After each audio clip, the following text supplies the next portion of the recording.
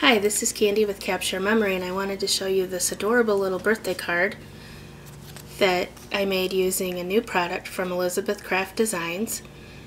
You can see all the glitter and how elegant and simple the card is. And we're going to make one now. We start with our Elizabeth Craft Designs sticker sheet. These come in a variety of patterns. We're going to make one of the little cupcakes. So we want to carefully peel it off,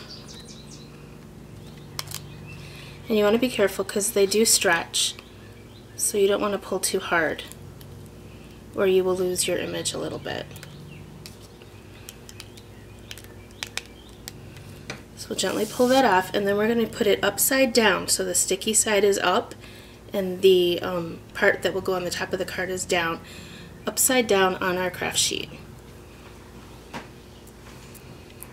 This will prevent us from stretching it when we put it onto our adhesive.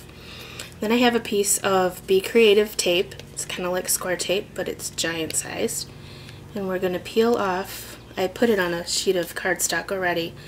We're going to peel off the protective layer on this side and put it upside down on top of our image. And then gently press. And now we can peel this off our craft sheet, and then our image is perfectly placed on the sticky part. Now we're going to use this glitter. It's Crystal Glitterits, and it's a very special glitter. It's microfine, and we'll be able to color on it. So we're going to scoop it out. I like to use a model spoon just because it cuts down on some of the static, and I like to use a coffee filter for the same thing, and then I can dump it back in my jar when I'm done. So we're just going to cover the image, and we're not going to worry about the sticky on the sides because we're going to eventually cut that off. So if it gets a little glitter on it, it's okay, and if it doesn't, we don't want to cover it all the way because we're just going to throw it away. So we're going to cover that with the glitter. Make sure it's all the way on there. Gently tap it off. And then what's in the coffee filter, we can just bend and dump right back into our jar.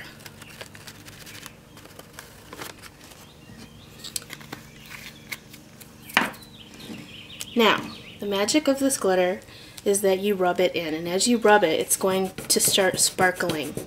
I hope you can see this on the camera. And we're going to burnish it all in with our finger.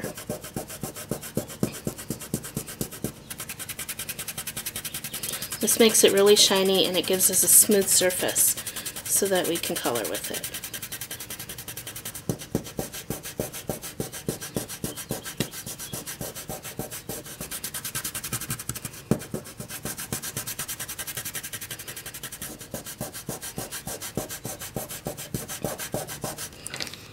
Now, you can see I don't have glitter all the way. Some of this is still sticky, but you can see that the glitter is sparkling now.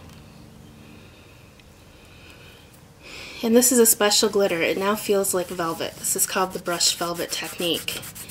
And it's smooth. This is not regular glitter. This is a technique you do not want to do with any other glitter because you will ruin your Copics. This is nice and smooth so you can color on it with your Copics. So we're going to put our image down, and there's a couple different ways you can color with the Copics. You can simply color it in, just like you would with any image.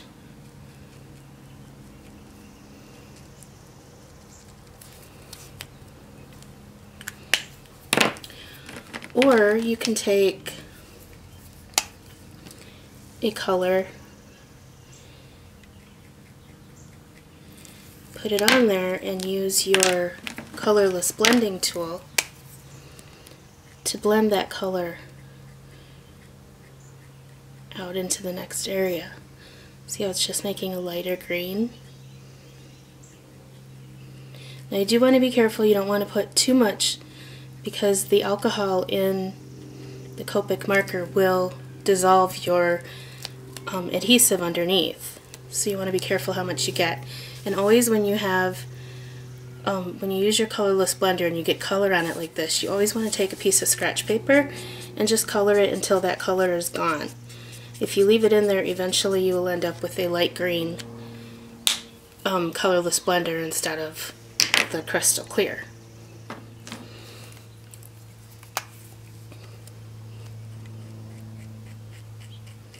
And I'm going to do a similar technique for the frosting. I'm just going to color in the edges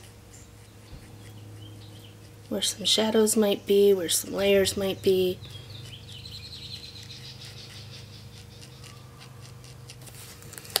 And then use the blending tool again to spread that color, soften it,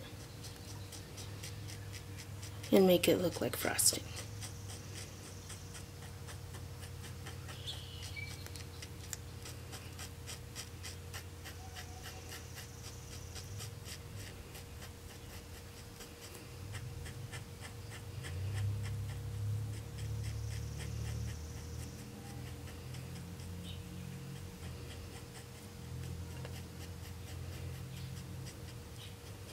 See how easy that spreads around. And again, now that my tip is yellow, I want to color it on my scratch piece of paper until all that yellow is gone. You can also blend on this, which I think is really cool. You can use, I'm doing it a little different than I normally would in that I'm putting the dark color on first. Normally I would start with a light color and then blend, but this is a little different medium, so we're going to put the dark on first.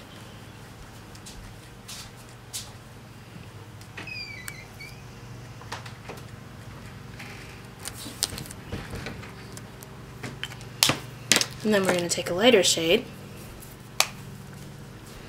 and blend that down a little bit.